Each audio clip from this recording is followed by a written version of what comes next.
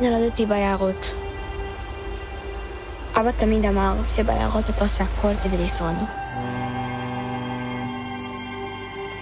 פעם שאלתי אותו מה זה אומר, אז הוא ענה, עשינו כל מה שצריך כדי שאת לא תצטרכי לדעת מה זה אומר. מזל טוב, מזל טוב.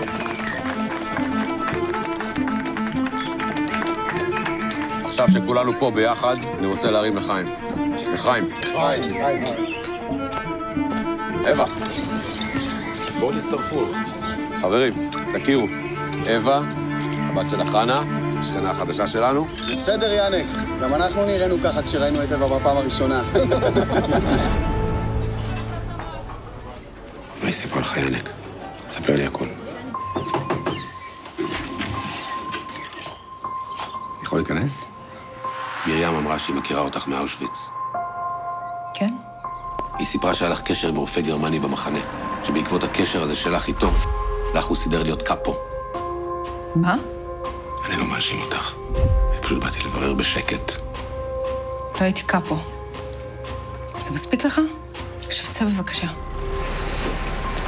לא עולה. האישה הזאת הייתה קאפו.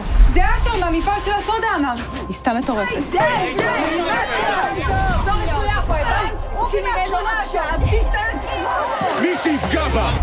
יש לו עסק איתי. שאם תצטרכי משהו, את תבקשי ממני. לא מבעלי. תגיד לכולם כאן שזו טעות. אין לך יותר מה לעשות בשכונה שלנו. אני נשארת פה. חסר לך שאת משקרת לי עכשיו. הייתה קאפו או שלא הייתה קאפו? למה שיקרת לי?